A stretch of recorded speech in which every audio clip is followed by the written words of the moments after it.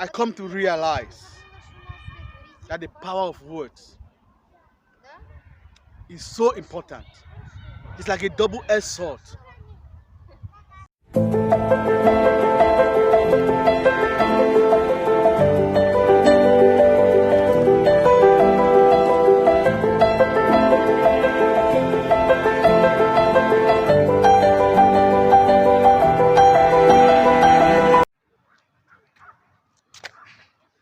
Hello guys, in today's video I want to talk about the power of words. Do you know the smallest part of the body that has power over life and death? Yes, dear friends, before I continue, if you are following this channel for the first time and you are not yet subscribed, please subscribe. If you are my returning subscriber, I want to say thank you for staying tuned. Yes, dear friends, the power of words. Many times in our society, in our place of work, in our day-to-day dealings with one another, we misuse these words, who abuse the power of tongue. So it is in this video I want us to reflect about what we say to each other, what we wish to another person. Yes, I want us to come to the limelight to understand the power of tongue. Do you remember that the universe was created by God through the power of tongue? Do you remember that all the beautiful things that we admired, that we cling onto, were created through the power of tongue? Do you remember that in Genesis chapter 1 verse 26, God says, "Let us create man in our own image and likeness," through the power of words? Do you also remember the story of Ezekiel chapter 37 verse 4? When God took Ezekiel to the valley and showed him the dry bones, and God asked him, "Do you know what can happen to these dry bones?" And Ezekiel replied, said, "It's only you, Lord, knows." And God says to Ezekiel, "Prophesy to these dry bones." And Ezekiel prophesied, and the dry bones became alive and have flesh. That is the power of words. Do you remember that Jesus, everything he did in his life, through healing, through deliverance, were all made through the power of words? Do you remember that Jesus, those who rejected him, those who caused his death, those who abandoned him, those who nailed him on the tree,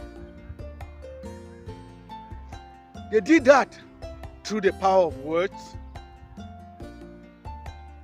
How powerful the power of tongue. How powerful the power of words have life and at the same time can cause death. The power of tongue has life. At the same time, the power of tongue can lead ones to death. Yes. Do you also remember in Matthew chapter 12, verse 37, that says, your own words will declare you either innocent or guilty through the power of words. Your own words can declare you either innocent or guilty. Yes, in conformity with that, John chapter 6, verses 63 tells us, the word I have spoken to you, they are spirits and they have life. The words have life. The spoken words are life. So there's power in the words. There's power in the words of God. So everything that comes out from our mouth cannot go back, like what Isaiah told us, that the word of God is like rain that fell from the sky to the ground, cannot go back without being manifested, the purpose in which it came for. You cannot utter that word and you expect the contrary. You cannot use that same mouth to bless. At the same time, I want to use the same mouth to curse. In accent, what Isaiah is trying to tell us here, that the power of words, when it is being altered, can never go back the same without being manifested.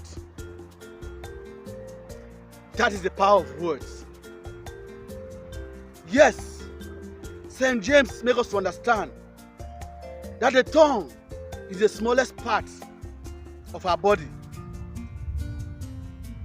but it's the flame that consumes the whole forest. Yes, that is why St. James today is cautioning us for us to be careful what we say, how we speak to one another. Dear friends, lovers of morality side, in this light, I want us to understand perfectly what St. James is trying to elucidate, is trying to explain to us, to understand the power of words, the power of tongue. The tongue has power that can destroy and that can give life. Yes, that is why we understand perfectly in James chapter 3, verses 11 to 12. The same mouth that curses cannot be the same mouth that blessed. It is in this light that I want us to read from James chapter 3, verses 11 to 12.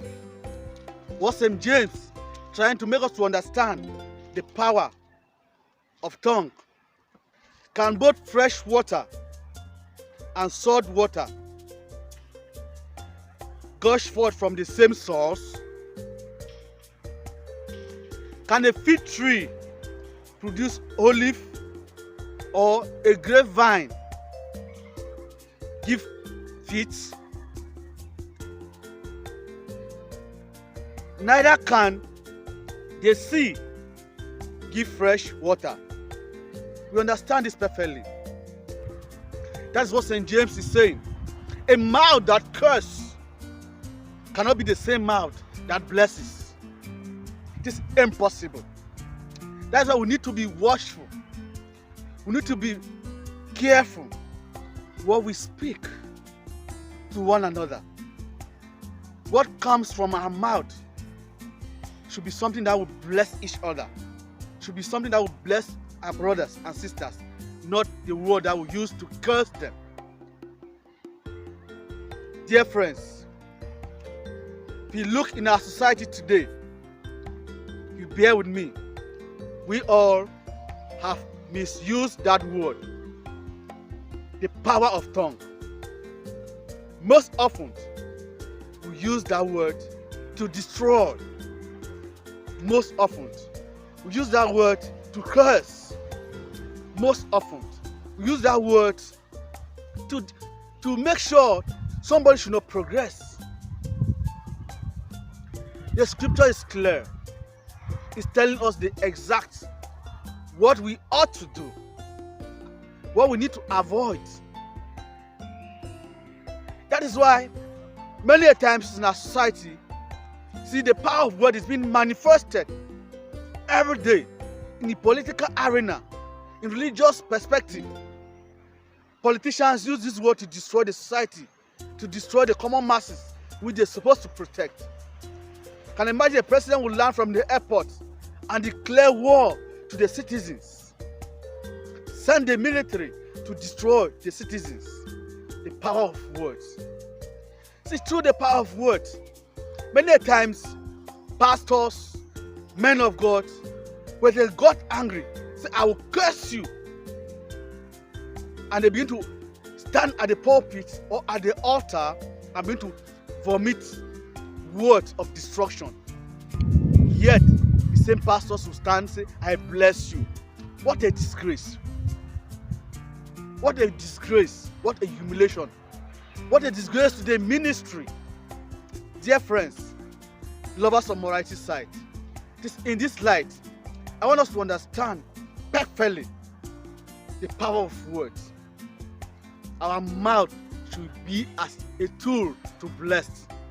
Our mouth should be a tool for peace. Our mouth should be the tool when good things comes from. Let us not use our mouth to destroy others. Let us not use our mouth to gossip. Let us not use our tongue to destroy our brothers and sisters. That is why in Proverbs chapter 21 verse 23 says, he who keeps guard over his mouth and tongue save himself from anguish.